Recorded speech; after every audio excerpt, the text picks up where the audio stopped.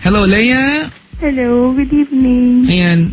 Good evening din. Kamusta? Umuulan ba dyan sa Pasig ngayon? Opo, agabi pa. Oh, yeah. Magulat ka pag biglang umaraw ngayon dyan. Umuulan. Sakto pa yan, ha? Oo nga eh. Saan ka ba na sa Pasig? Dito sa Valle Verde. Sosyal! Diba, yun yung may yaman, malaki bahay dyan, diba? Opo. Oh, Leia. Pwede bang makikain minsan dyan sa bahay ninyo? Tamang-tama, cook ako dito eh. Cook ka ba dyan? Opo. Umuo ka, hindi pala sa'yo yung bahay. Oo. Magpaalam ka sa amo mo, tsaka tayo pumunta dyan. Anong specialty mo? Mga Vietnamese. Oriental. Talaga? Nagluluto ka ng mga singkit na repolyo, ganun. Vietnamese yan, di ba? Opo. Di ba may kasamang Vietcong? Talaga? Opo. Natry mo na magkinilaw na adik, ganun? Ha? Hindi pwede dito yan. Ba't puro Vietnamese ang pinagluluto mong pagkain? Hindi, depende na mga American. Kasi ganun. Mga tisoy din yung repolyo, ano? Hayop! American.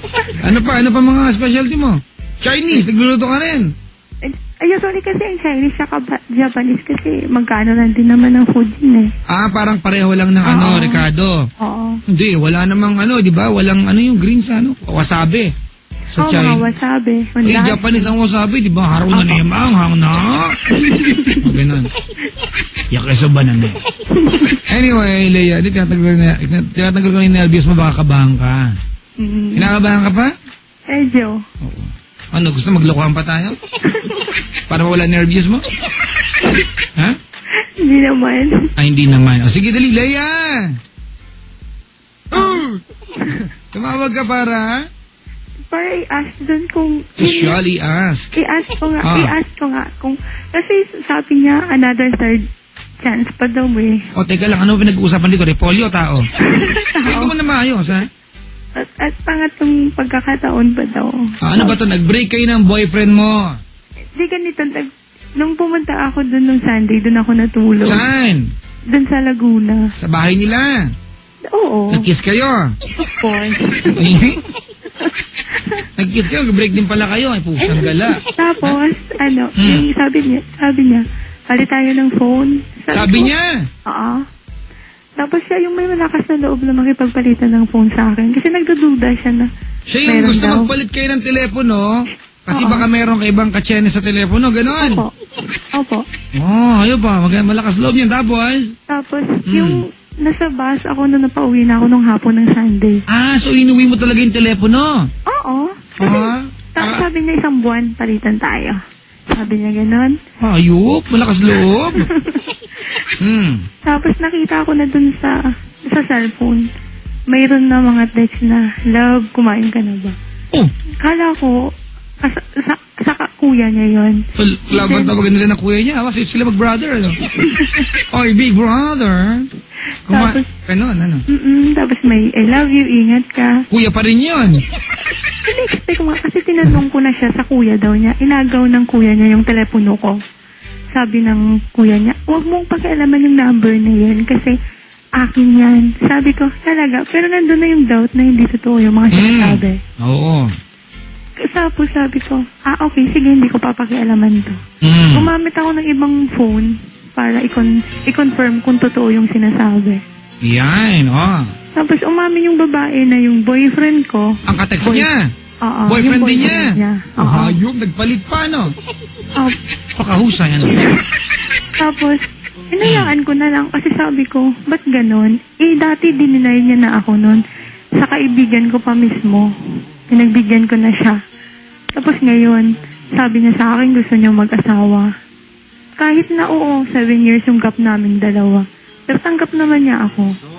Tapos, sabi nga niya, ayaw daw niyang mawala ako kasi kakamatay daw niya yan. Pero hindi naman siya nagpakamatay. Pag nawala ka daw? Magpapakamatay daw siya. Ganon?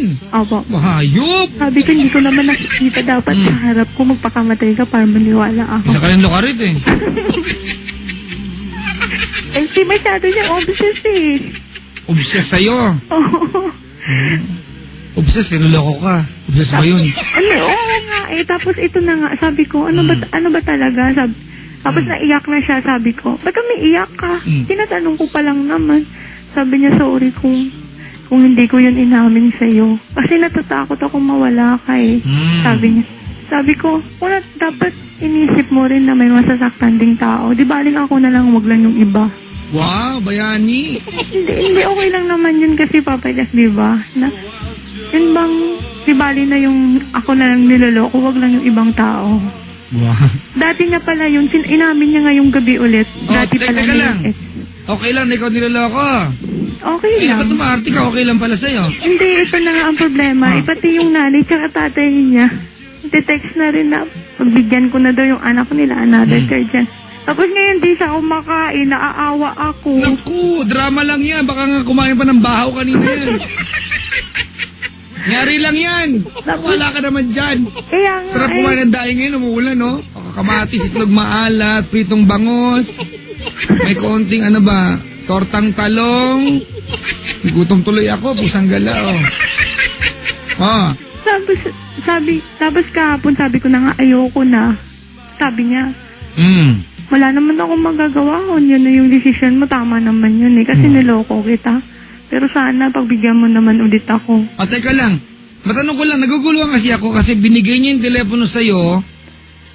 Yung ba talaga ang purpose niya para matuklasan mo yung lihim niya? Hindi po. Hindi niya lang dinilit kasi dinilit niya yung pangalan. Pero ang kabobo niya, hindi niya dinilit yung mga text. Ay, taka talaga, ibobo. Siya.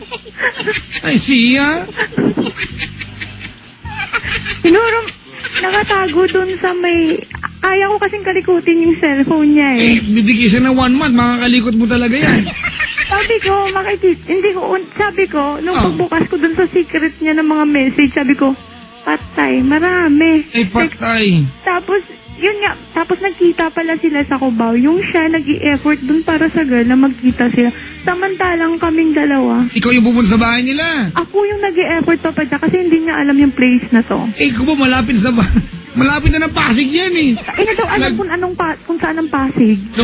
Mas malayo ngayon Cubao eh. Kaya nga sabi ko sa kanya, bumaba ka lang doon ng pavilion. Sabi ko sa kanya. Diba? Baba ka lang ng cruising, tapos lakad-lakad ka, Hindi niya daw alam to, mawawala daw siya. Sabi ko, baba ka lang ng Migamol, tapos lakad-lakad ka, Diba, bago mag-Ortigas Depot, yan na yung malapit na, sosyal.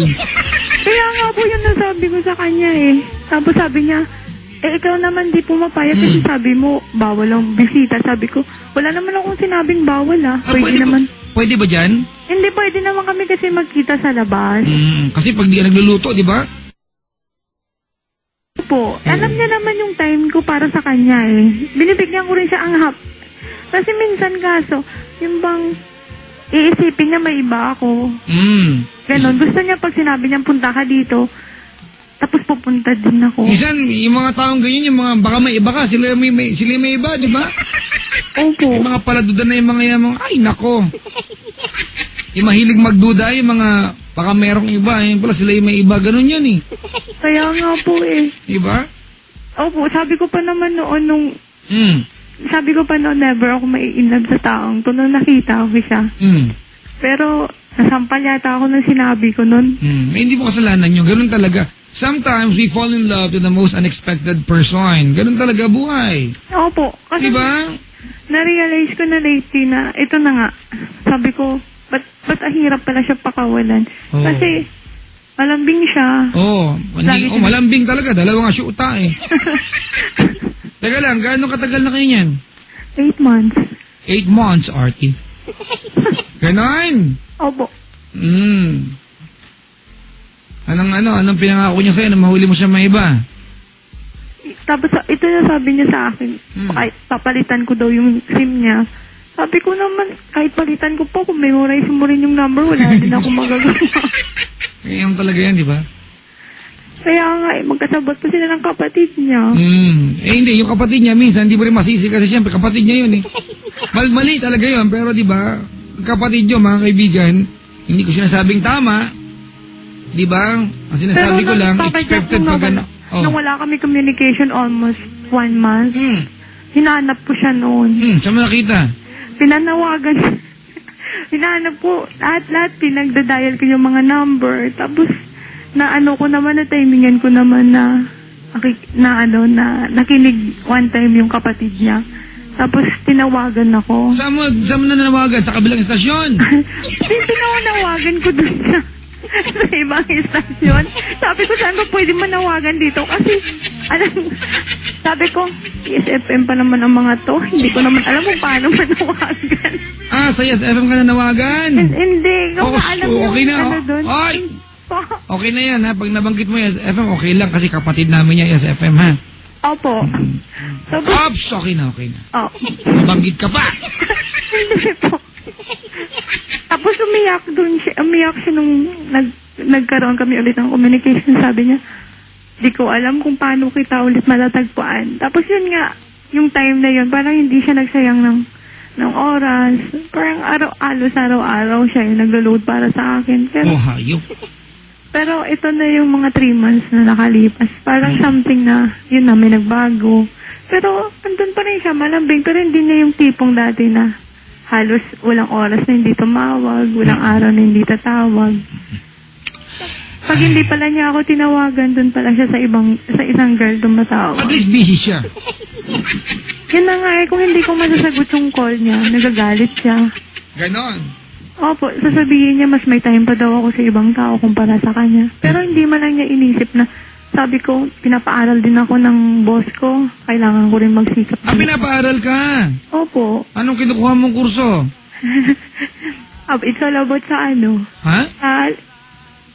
Sa mga culinary, ganun. Maganda yan, ha? Hindi man diyang ang kursong ngayon yan. Dapat ang kinuha mo na lang, hindi na lang ganun. Mas gusto ko rin to Sa bagay, di ba? Opo. Tapos, yun nga, sabi ng parents niya, hindi uwi na rin din kayo pagka siya na yung mahal mo. Hindi, pakilala mo na sa amin. Yung nakausap mo na rin. Teka, Lea. Anong gusto mong tanong sa akin? Yun nga po kung mabibigyan ko, mahal ko siya, Papa Jack. Alam ko yun, hindi ko madaya yung puso ko. Ayan, lalim nun, ha? Hindi madaya, no? Alam ko yun. Pero natatakot ulit ako. Kasi napalpak na yung 2 beses Pangatlo na to Oo. Di ko alam kung... Ito huwag kang magagalit sa akin, ha? Opo. Ito, ano ka lang to? Haka-haka ko lang ito. Malamang nung niloko ka niya ng first time, ang sabi mo sa kanya, huli na to, ha? Di ba? Tama? Hindi po. Nung first time? Hindi ko sinabi yun. Hindi mo sinabi, pero dapat huli na yun, tama? Opo. Niloko ka niya pangalawang pagkakataon, tama? Opo. Ano sabi mo sa kanya? Huwag mo nang ulitin, ha? Oo. Di ba? Pangatlo na to. Ganun ulit yan. Ang punto ko dito, pwede pa niyang ulitin pang-4 kasi walang assurance. Kaya, yun na nga ang sabi ko sa kanya. Alam mo ganito, Lea, not that gina-justify kung ginawa niyang kasalanan, alright? Siyempre mali yun. Ang bagay na mali, kahit balik rin mo, mali talaga yan kahit anong gawin natin, di ba? Ang pinupunto ko dito, ikaw ba willing ka ba, meron ka bang faith dyan sa puso mo na kahit ilang kalokohan ang gawin niya? Isa sa mga kalokohan gagawin niya, magpaparealize sa kanya na siya nakalaan talaga para sa'yo. Handa ka ba pagdaanan yon? Hindi ko na rin alam kasi. Sige, mahirap sagutin, di ba? Opo. Ito tanong ko sa'yo. Magiging masaya ka ba pag tuluyan siya nawala sa'yo? Hindi rin po. Yun, may break. Ganun lang yun Lea, alam natin mga kaibigan, do not get me wrong, di ba? Pagtataasan niyo ako ng kilay sa bagay na ito, ang pinupunto ko dito kasi, iiwanan mo siya, okay, fine, sige, di ba? Opo. Hindi ka rin magiging masaya. Anong point? Ano napala mo? O di bigyan mo siya ng wag mo siyang balikan kung hindi mo talaga kaya, pero bigyan mo siya ng pagkakataon, di ba, na bawiin, di ba, yung mga kasalanan na gawa niya sa'yo. Pag-effort siya. Huwag mo nang balikan siguro. Hayaan mo siya mag-effort. Di ba? Hanggang dumating yung pagkakataon na mapatunayan niyang hindi na niya uulitin. Yun din tinext ko sa kanya ngayon, sabi ko. Siguro maniniwala lang siguro ako pag dumating yung araw na makikita ako na rin. Tsaka marirealize mo na lahat ng ginawa mo sa akin Tsaka sana dumating yung araw na kaya mo magbago. Hindi na rin para sa Di na rin para sa akin, para na lang sa sarili mo. Ayan, gusto ko yan, ha? Alam mo, Leia, hindi ka madamot na tao.